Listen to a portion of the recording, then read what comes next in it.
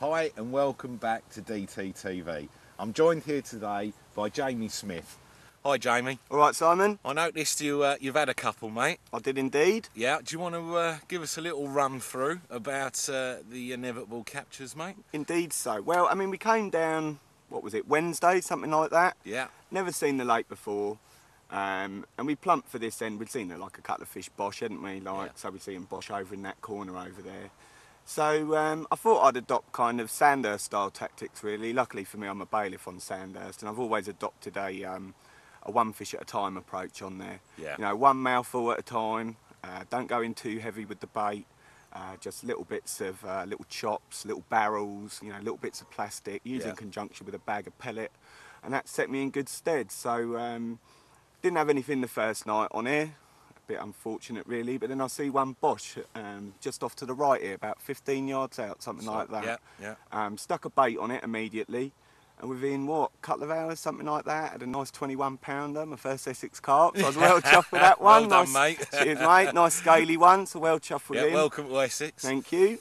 And yeah, just basically swung both the rods out there in the end, and couple of hours later I had another one, a nice 24 pounder, so well chuffed with that. So I mean, essentially what I was doing, I'll just quickly run you through it if you like. Yeah, sure, let's have a look what he's doing.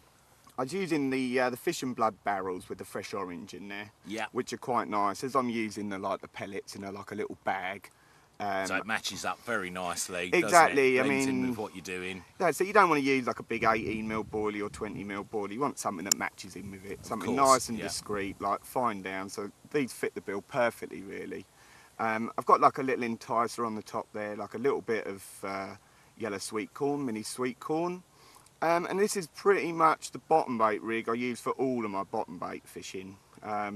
I'm not a great believer in like changing things over, swapping to different rigs. I think if you've got something that's successful, you can basically tweak it to the water that you're fishing. Yeah, so essentially once you've got something you're confident in, all you're going to do is just a couple of little changes just to adapt maybe the hook bait that you're fishing. Absolutely. Yeah, that's it. So, I mean, what you're looking at there is like a size 8.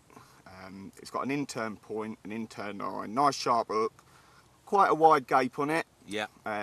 Got a bit of 0.5mm silicone tube in there on the bend, and then I've got another little bit of silicone tubing just accentuating the inturned eye. Is this quite an essential thing, whereabouts you have this little bit of tubing in the hair coming off? Speaking to several other anglers, they try and put a lot of emphasis. Some of them have it coming straight down off the point, don't they? And you can see you've got yours there sort of halfway round on the bend. I mean, I've discussed this point with a lot of people. I mean, a friend of mine, Steve Antuzzi, he always uses the adage that you have it, if you pull it tight, you have it basically straight with your hook link, like that, as you can see there. Yeah. Other people I know push the tubing right where the bend starts meeting the point there.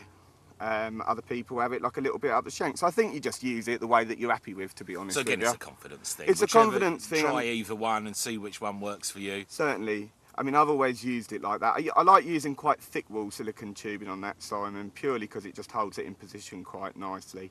And then moving on, really, I've got like the old 25-pound jelly wire, which is a nice hook link. I've stripped it back probably about 3/4 of an inch there. Yeah. Once again, I play with that little section. You know, sometimes I use it shorter, sometimes I use it a little bit longer, up to 2 inches, something like that. But I found that the balance of the 25-pound hook link in conjunction with a size 8 hook, it's nicely balanced. It's almost got that slight bit of stiffness, and it forces it back in the mouth. But what you're looking at really is just a flip over rig. It's like one of them ones, he's had his mouth full of pellet. Yeah. He's taken the hook bait into his mouth. He's moving off looking for the next bit of pellet, and basically it flips over every time like that and catches him somewhere in the bottom of the mouth, and you always get like a nice hook hold in the bottom of the mouth. So with that. the actual length of the hook length there must be very important as well, as they're just taking one little. Are you fishing this a very short hook length? I'm fishing it pretty short. Once again, I mean, according to the water that I'm fishing, I play with the length of hook link. I mean, if I was using it as a single, sometimes I use it up to like a foot long, something like that. But with the bags, I'd usually go like 5-6 inches, something like that. So they immediately tighten into the lead. So yeah, I mean, it's something I've got a lot of confidence in, that one. I mean, the bags, essentially using, as I said, just like a little mouthful. That's got the fish and blood with the fresh orange pellet in it. Yeah, like quite just nice. to match the barrel hook bait. Absolutely, you know, carry the theme on through. And then on the other one, I've got a mixture of those pellets and essentially trout pellets. And I've got a couple of the old fish and blood barrels just like crushed into halves.